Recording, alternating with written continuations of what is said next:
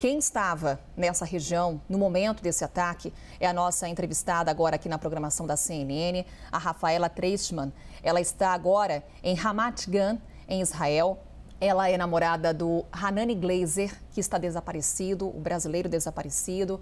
A Rafaela está conosco nesse momento extremamente delicado. Rafaela, antes de mais nada, muito obrigada pela sua participação, por dispor aqui de um tempo para conversar conosco, para ouvirmos o seu relato. Com certeza, é muito importante compartilhar as informações no momento que ninguém sabe o que está acontecendo. Só queria avisar que se você vê que eu tô muito com o olho fechado, é porque eu tô com uma ardência por causa dos gases que jogaram. Mas enfim, vou contar um pouco do que aconteceu. A gente estava numa rave, numa festa de música eletrônica no sul do país. Fazem normalmente nessas áreas que para não dar problema com barulho e tudo. Aí, quando amanheceu, a gente começou a ver míssil, e como a gente estava numa área aberta, não existia nenhum bunker por perto, então a gente colocou no GPS para achar qual seria o lugar mais perto, mais seguro. A gente viu que estava eu, o Hanani, o meu namorado e um amigo, o Rafael, que eu conheci ele na mesma noite. A gente foi para uma estrada e a gente viu que num ponto de ônibus tinha um bunker, então a gente entrou lá.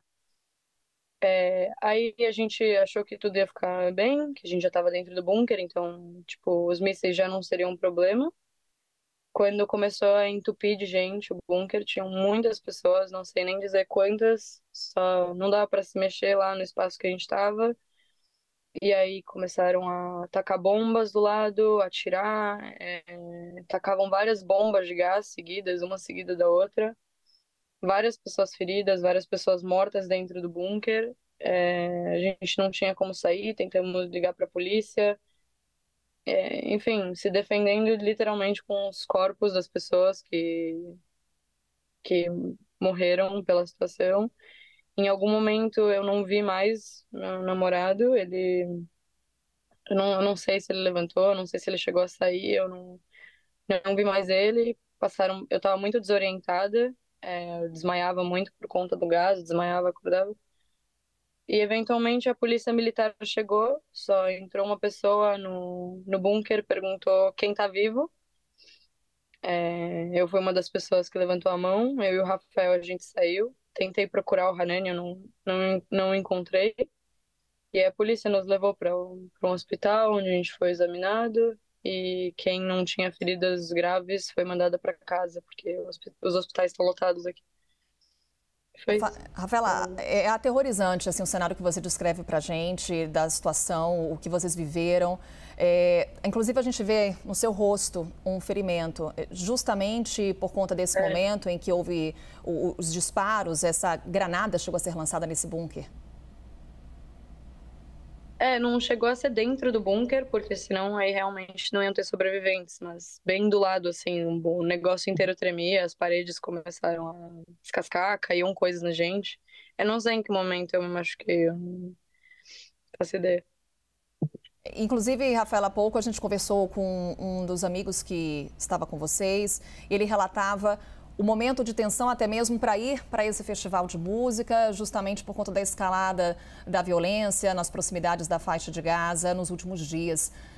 Houve essa conversa entre vocês? Havia esse tipo de preocupação? Não, a verdade é que não, eu não sei se foi erro meu de eu não ter acompanhado bem as notícias, mas só um segundo que me ligaram aqui, aí acabou travando o Zoom, enfim. A gente não acompanhou muito as notícias, a gente não sabia que estava tendo problemas com Gaza, na verdade. A gente simplesmente foi que sempre tem problemas em Gaza, em questão de terrorismo. A gente não imaginou que fosse tomar uma ação desse porte, que uma coisa desse tipo poderia acontecer, senão a gente não teria ido. E, Rafaela, daquele momento, qual foi a sua reação em termos de contato com familiares, com amigos? Assim que você chegou no hospital, houve algum tipo de ligação, também orientação por parte das autoridades? Quais foram os relatos que você consegue trazer para a gente dos momentos que deram sequência a esse ataque? Eu já tinha minha mãe e meu padrasto, eles já sabiam que que eu tava no bunker, eles já sabiam de toda a situação. Eu consegui. Tem um modo no iPhone que quando você coloca um contato de emergência, que ele manda direto o seu endereço do seu telefone para a pessoa que você escolheu. E eu tinha esse modo no telefone, então ele já sabia onde eu estava. Eu não lembro muito bem das coisas, eu sei que me levaram de ambulância para o hospital, eu e o Rafael, que estava comigo, e eu estava com máscara de oxigênio, estava toda cheia de destroços no cabelo, no rosto, estava toda, tipo, bem cinza, assim. E eu tava sem bateria no telefone já quando eu cheguei no hospital, tentei pedir, mas não tinha, tava uma bagunça lá. E minha mãe, quando minha mãe chegou, ela nem me reconheceu, na verdade, ela demorou um tempo pra entender que era eu. Aí minha mãe chegou, meu padrasto chegou, ficamos lá algumas horas, me fizeram mais exames, até eles darem a liberação pra eu ir pra casa, que eu não tinha nada, nenhum ferimento muito crítico. Houve algum tipo de alerta, Rafaela, nos momentos que antecederam o ataque? Por exemplo, sirenes foram ouvidas? Eu não ouvi. Eu tava prestando atenção na música, eu só vi o céu com mísseis. Eu não. Deve ter tido sirene, mas eu não me lembro de verdade, né? Prestando atenção. Entre É que a o... gente tava num momento de euforia, Por favor, a gente Rafaela. não tava muito ligado. Rafaela, entre o momento do ataque e a chegada das forças de defesa israelenses, dos policiais, houve muita demora. O que você também traz para a gente de informação com relação à atuação das forças israelenses? Bom, a gente estava num lugar bem no meio do nada, como se diz. A gente estava num. Tentamos ligar para a polícia, eu vi várias pessoas dentro do bunker ligando para a polícia, avisando. Eu não tenho muita noção de tempo do que eu estava no bunker, enfim, pela situação, mas eu acho que demorou de entre umas 3 a 5 horas, não antes que isso, para acharem a gente. E assim que chegaram, eles tiraram a gente, colocaram a gente em carro seguro, tipo, cuidaram da gente super bem e levaram a gente pro hospital mais cedo que deu. A gente teve que, inclusive, no meio do caminho, parar os carros, porque estava tendo mais ataque terrorista na rua. Eu lembro que a gente chegou a descer dos carros e ficar embaixo de uma caminhonete, numa vala, assim, e os policiais em volta da gente, esperando os ataques acabarem. Aí a gente subiu em outro carro seguro e, enfim, eles fizeram de tudo que eles podiam para proteger a gente, de verdade. E, Rafaela, é super delicado, inclusive, de questionar com relação a isso. Nesse momento, temos um brasileiro desaparecido, seu namorado, o Hanani Glazer. Como se deu esse último contato com ele? Você está em contato com os familiares dele, inclusive familiares aqui no Brasil? Sim, eu ando falando bastante com a mãe dele que está no Brasil e com o pai dele que está em Israel. Os amigos dele, ele realmente tem uma rede de pessoas que se importam com ele absurda. Inclusive tem um grupo no WhatsApp que criaram dos amigos dele só para passar informações.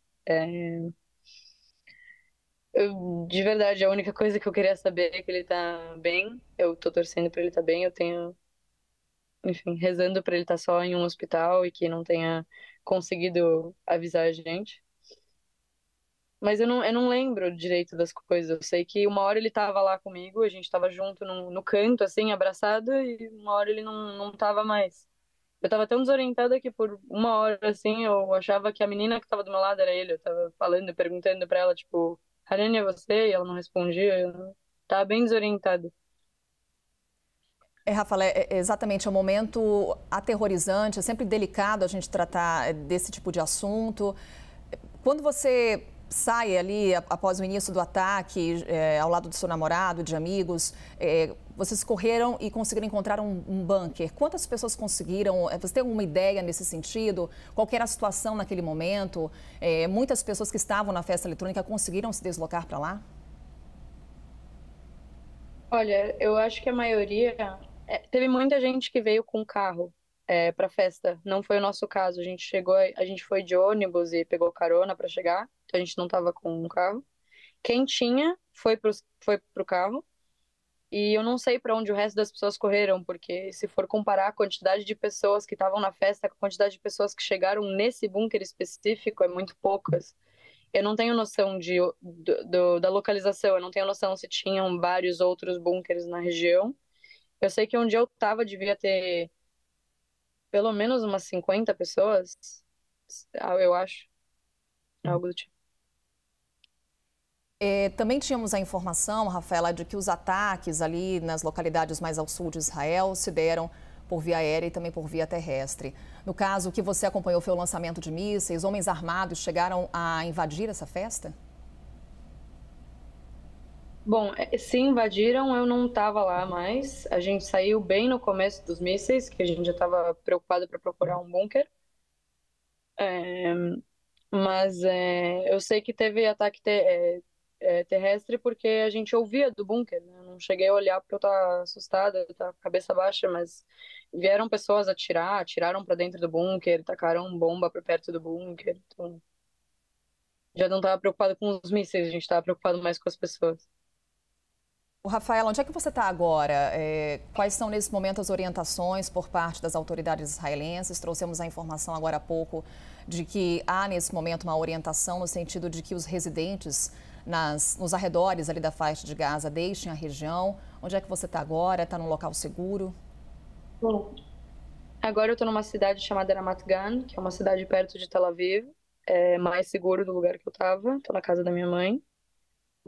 E eu ouvi isso que falaram para as pessoas que estão perto da faixa de Gaza para saírem de lá. E sempre tem orientação quando tem algo do tipo parecido de ataque terrorista de se manter em casa, tentar sair o quanto menos, tomar cuidado. Quando tem sirene, tem bunker em todas as casas, todos os apartamentos aqui. Rafaela, como eu estou destacando aqui durante a nossa entrevista, essa nossa conversa, que é muito delicado fazer questionamentos nesse momento. Já caminho aqui para o fim da nossa conversa, te perguntando agora qual que é o sentimento que fica depois de passar por essas cenas de terror e estar nesse momento em busca do seu namorado. Eu juro que não parece que é de verdade isso. Parece muito coisa que as pessoas falam e não acontece. Eu tô chocada, eu tô trêmula. A única coisa, eu acordei várias vezes durante o meio da noite só perguntando pelo Hanani, perguntando pra minha mãe, cadê ele, cadê ele? A gente não sabe. É uma sensação de desespero mesmo, de a agonia de só querer ver ele, só saber onde ele tá. E a agonia de ter passado por tudo isso, as dores no corpo, a angústia, a raiva de quem poderia fazer uma coisa dessas. Mas é mais a angústia, né? O tempo todo, quando eu vou dormir, eu acordo perguntando pelo Hanani e eu acho que eu vou ficar assim até encontrarem ele. Mas tentando sempre manter a cabeça positiva e manter a cabeça que tudo vai dar certo e que vão achar ele. E rezando pelas famílias das pessoas que, infelizmente, não passaram por isso. É basicamente isso. Ele esteja em segurança, Rafaela, é o que a gente aqui está torcendo. Mais uma vez, muito obrigada por conversar conosco, compartilhar os seus relatos e os seus sentimentos e manteremos contato com certeza. Um bom dia por aí, uma boa tarde aí em Israel.